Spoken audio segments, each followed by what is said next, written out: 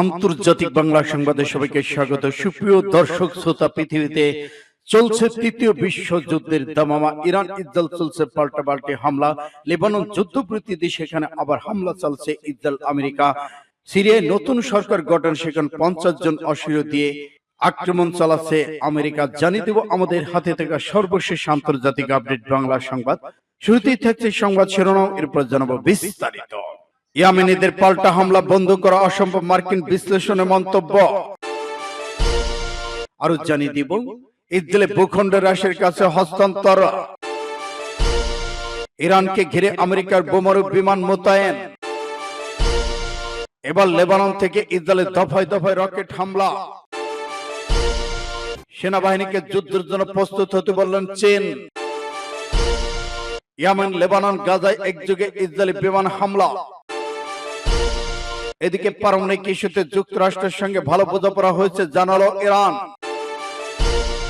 এবং সর্বশেষ জানিয়ে দিব ইসরায়েলি বিমান ঘাঁটি ঝাঁঝরা করে দিয়েছে ইরান, নিশ্চিত করলো সিএনএন। এতক্ষণ শুনছিলেন সংবাদ শিরোনাম, এখন বিস্তারিত। তবে অনুরোধ থাকবে এই ভিডিওটিতে একটি লাইক দিন এবং কমেন্টস করে জানিয়ে দিন আপনি কোন জেলা থেকে বা কোথা থেকে আমাদের সাথে যুক্ত রয়েছেন। ইরান ইসরায়েল যুদ্ধের সর্বশেষ গুরুত্বপূর্ণ আন্তর্জাতিক আপডেট বাংলা সংবাদ হাতে পেতে চ্যানেলটি সাবস্ক্রাইব করুন, আমাদের সঙ্গে থাকুন এবং জানিয়ে দিন এই যুদ্ধ সম্পর্কে আপনাদের গুরুত্বপূর্ণ মূল্যবান মতামত। ধন্যবাদ। ইয়েমেনিদের পাল্টা হামলা বন্ধ করা অসম্ভব, মার্কিন বিশ্লেষকের মন্তব্য। ইয়েমেনে মার্কিন হামলার কথা উল্লেখ করে একটি আরব সংবাদ মাধ্যম ওয়াশিংটনকে লক্ষ্য করে অর্জনের ব্যর্থতার কথা জানিয়ে লিখেছে যে আনসারুল্লাহ আন্দোলন প্রতিশোধের নীতি গ্রহণ করেছে। পাসপোর্টে জানিয়েছে আল আরাবি আল জাদিদ, ইয়েমেনে মার্কিন আগ্রাসনে 1 মাস পর আনসারুল্লাহকে পরাজিত করার লক্ষ্য অর্জিত হয়নি। শীর্ষক এক প্রতিবেদন লিখেছে মার্কিন প্রেসিডেন্ট ডোনাল্ড ট্রাম্প 15 মার্চ ইয়েমেনে সামরিক আগ্রাসন শুরু করেন এবং ইয়েমেনের উত্তর পশ্চিমে আনসারুল্লাহ নিয়ন্ত্রিত এলাকাগুলোকে ব্যাপক বোমা হামলা চালায়।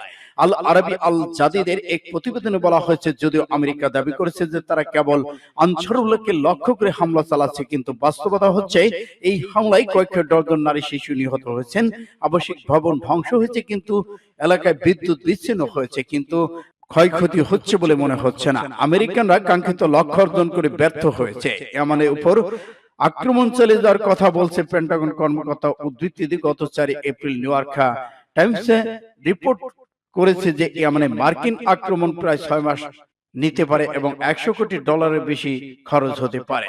আনসারুল্লাহ প্রতিশোধের নীতি গ্রহণ করেছে এবং মার্কিন আগ্রাসন তীব্রতর হওয়ার সাথে সাথে আনসারুল্লাহ তাদের আক্রমণ তীব্রতর করেছে। Washington centre for the studies বিশ্লেষক এলিজাবেথ ডেস্ট মার্চের শেষের দিকে এক প্রতিবেদনে স্বীকার করেছে যে ইয়েমেনে আনসারুল্লাহ তাদের আক্রমণ বন্ধ করতে বাধ্য করা প্রায় অসম্ভব হয়ে পড়েছে, কারণ তারা 2 দশক ধরে পশ্চিমা শক্তির বিরুদ্ধে প্রতিশোধ গ্রহণ করে আছে।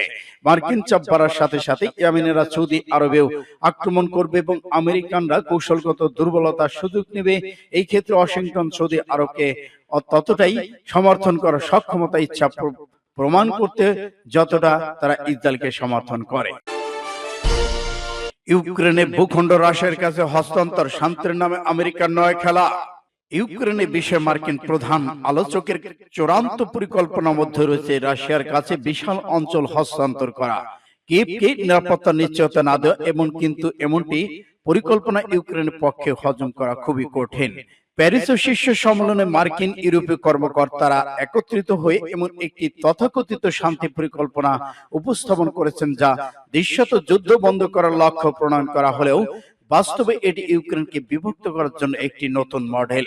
এই পরিকল্পনার অধীনে বর্তমান রাশিয়ার নিয়ন্ত্রণাধীন সমস্ত এলাকাকে রাশিয়ার অংশ হিসেবে স্বীকৃতি দেওয়া হবে এবং সেগুলো মস্কোর কাছে হস্তান্তর করা হবে।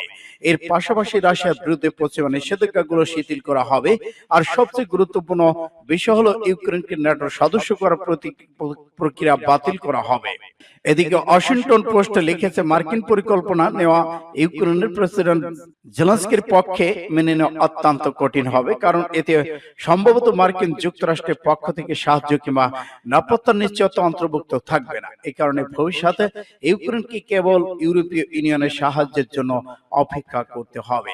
এই পরিকল্পনার অধীনে বর্তমান রাশিয়ার নিয়ন্ত্রণাধীন সমস্ত এলাকাকে রাশিয়ার অংশ হিসেবে স্বীকৃতি দেওয়া হবে এবং সেগুলোকে মস্কোর কাছে হস্তান্তর করা হবে। এর পাশাপাশি রাশিয়ার বিরুদ্ধে পশ্চিমা নিষেধাজ্ঞাগুলো শিথিল করা হবে।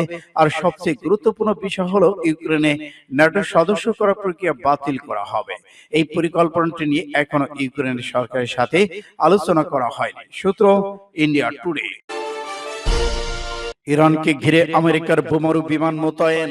সম্প্রতি মার্কিন যুক্তরাষ্ট্র ইরানকে ঘিরে তার সামরিক উপস্থিতি ব্যাপকভাবে বাড়িয়েছে। গত 48 ঘন্টায় মার্কিন যুক্তরাষ্ট্রে তেহরানের পাশে অবস্থিত দিয়াগো গার্সিয়া ঘাঁটিতে অত্যাধুনিক বোমারু বিমান মোতায়েন করেছে।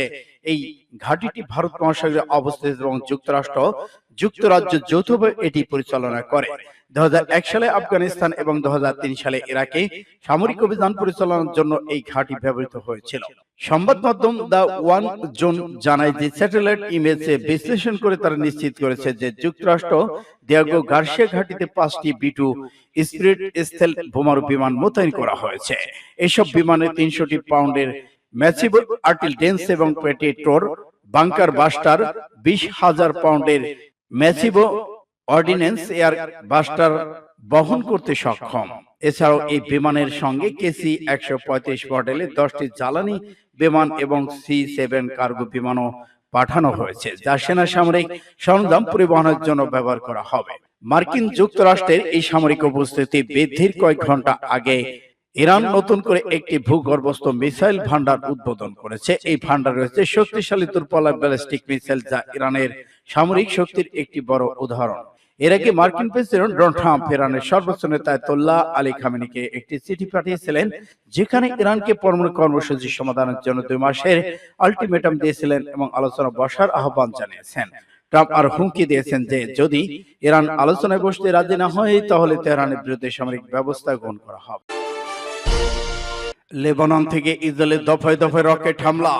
লেবানন থেকে ইসরায়েলের দফায় দফায় রকেট হামলা চালানো হচ্ছে। ইসরায়েলি সেনাবাহিনী বলেছে তারা লেবানন থেকে উত্তর ইসরায়েল সীমান্তে নিক্ষেপ করা 3টি রকেট প্রতিহত করেছে।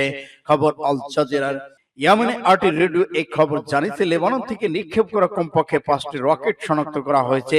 এর মধ্যে 3টি রকেট প্রতিহত হয়েছে, 2টি লেবানন ভূখণ্ডের ভেতরে পড়েছে বলে জানা গেছে। আল জাজিরা এক প্রতিবেদনে বলা হয়েছে ইসরায়েলি সামরিক বাহিনী দক্ষিণ লেবানন ইয়ামহর কণ্ঠে গোলাবর্ষণ করেছে। তবে এই সংঘাত এখন পর্যন্ত কোনো হতাহতের খবর পাওয়া যায়নি। লেবানন ভিত্তিক হিজবুল্লাহ সংগঠন এখন পর্যন্ত এই হামলার বিষয়ে কোনো মন্তব্য করেনি। এদিকে ইসরায়েল ফের হুতি বিদ্রোহীরা ক্ষেপণাস্ত্র হামলা চালিয়েছে। ইসরায়েলি সামরিক বাহিনী জানিয়েছে শুক্রবার রাতে তারা ইয়েমেন থেকে আসা একটি ক্ষেপণাস্ত্র গুলি করে ভূপাতিত করেছে। ইসরায়েলি ভূখণ্ডে আঘাত হানার আগে ক্ষেপণাস্ত্রটি ভূপাতিত করা সম্ভব হয়েছে বলে জানান তারা। এই হামলায় দীর্ঘ স্বীকার করেছে হুতি বিদ্রোহীরা। শনিবার ভোরে টেলিভিশন সম্প্রচারিত এক ভাষণে হুতির মুখপাত্র ইয়াহিয়াসির জানান, ইরান সমর্থিত এই গোষ্ঠীটি তেল আবিবের কাছে বেন গুরিয়ন বিমানবন্দরকে লক্ষ্য করে আরেকটি ব্যালিস্টিক ক্ষেপণাস্ত্র নিক্ষেপ করেছে। সূত্র ইন্ডিয়া টুডে। সেনাবাহিনীকে যুদ্ধের জন্য প্রস্তুত হতে বললেন শি জিনপিং। যুদ্ধের জন্য সেনাবাহিনীকে যুদ্ধে প্রস্তুত থাকতে বলেছেন দেশটির প্রেসিডেন্ট। এমন এক সময় তিনি এই নির্দেশনা দিয়েছেন যখন তার দেশ নজিরবিহীন ঝুঁকি প্রতিকূলতার মুখোমুখি। চীনের সেন্ট্রাল মিলিটারি কমিশন CMC শীর্ষ কর্মকর্তাদের বৈঠকের ভাষণ দেন তিনি। পরবর্তীতে তা জানি টেলিভিশন সম্প্রচার করা হয়েছে। তিনি বলেছেন সব সামরিক ইউনিটকে অবশ্যই জাতীয় নিরাপত্তা উন্নয়নের ধারা উপলব্ধি করতে হবে। অপ্রত্যাশিত কষ্ট, সংকট, যুদ্ধ নিয়ে নিজেদের বোধকে আরো শক্তিশালী করতে হবে। শি জিন বলেছেন বাড়তি চ্যালেঞ্জের ঝুঁকির মুখে চীনের সেনাবাহিনীকে দেশের নিরাপত্তা সমৃদ্ধি নিশ্চিতে ভূমিকা রাখতে হবে। সাম্প্রতিক বিষয়ে চীন তাদের সামরিক বাহিনী শক্তি সক্ষমতা বাড়িয়ে তোলার উপর আগের তুলনায় অনেক বেশি জোর দিয়েছেন।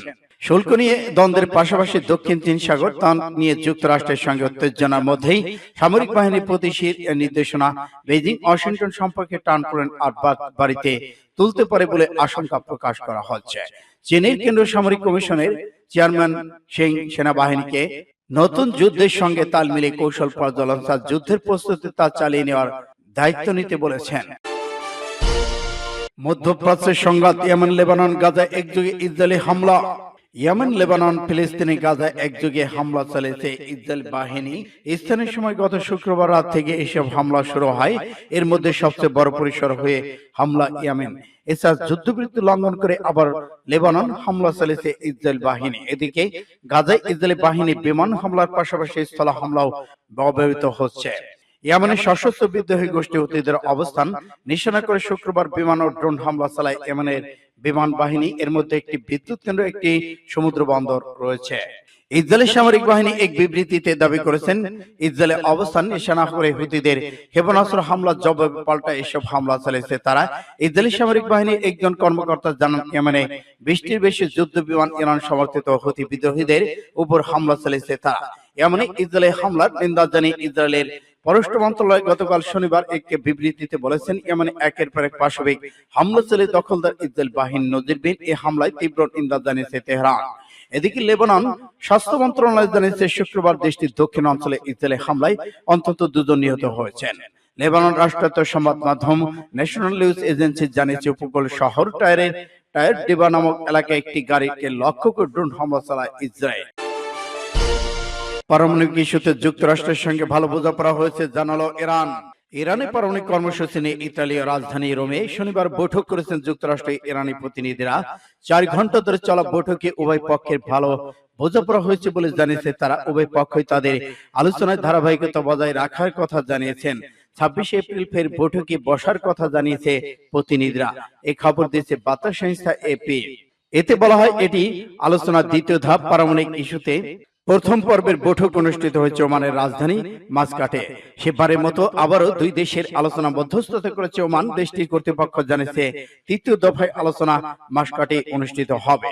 রোমের বৈঠকে গঠনমূলক পরিবেশ বজায় ছিল বলে জানিয়েছে ইরান রাষ্ট্র টেলিভিশন। দেশটির পররাষ্ট্র মন্ত্রণালয় মুখপাত্র ইসমাইল বাগেরি তার এক্সেস পোস্টে জানিয়েছেন, আগামী কিছুদিন দেশে 2টি পারমাণবিক ইস্যুতে পরোক্ষ আলোচনা চালিয়ে যাবে।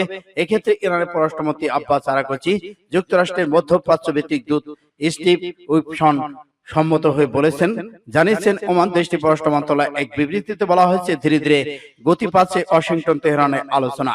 কিছুদিন আগেও যা ছিল অকল্পনীয়, এখন এতে সম্ভাবনায় পরিসর বাড়ছে। 2 দেশের আলোচনায় অগ্রগতি নিয়ে ইরানও ইতিবাচক আশাবাদ ব্যক্ত করেছেন। সূত্র পাঁচ টুডে। ইসরায়েলি বিমান ঘাঁটি ঝাঁঝরা করে দিয়েছে ইরান, নিশ্চিত করল সিএনএন।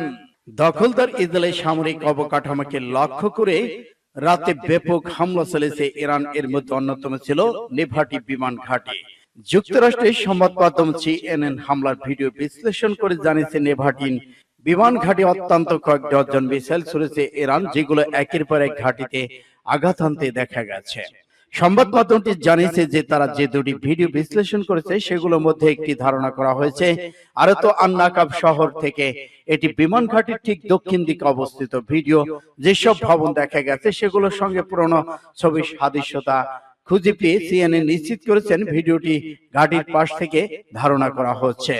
আকাশের উপর দিকে রাখা ক্যামেরা ধরা পড়েছে কয়েক ডজন মিসাইল এই ঘাটের উপর উড়ে আসছে। এই সময় সেখানে সাইরেন বাজছিল। ওই সময় আরো দেখা যায় মিসাইল ঠেকানো একটি প্রতিরোধ মিসাইল ব্যাটারি থেকে ছুড়েছে ইসরায়েল বাহিনী। এছাড়া ঘাটির কন্ট্রোল টাওয়ার ভিডিওটি দেখা যাচ্ছিল। ঠিক তখনই ঘাটিতে মিসাইল পড়তে থাকে এবং সেগুলো বিস্ফোরিত হতে থাকে। এরপর এই ঘাটি থেকে ধোঁয়ার কুণ্ডলী বের হয়। তখন ঘাটিতে একের পর এক মিসাইল পড়তে এবং বিস্ফোরিত হতে দেখা যায়। তবে ঘাটির কোনো অবকাঠামোকে লক্ষ্য করে মিসাইল ছোড়া হয়েছে সেটি রাতের অন্ধকারে বোঝা যায়নি বলে জানিয়েছে সূত্র ফাস্ট টুডে।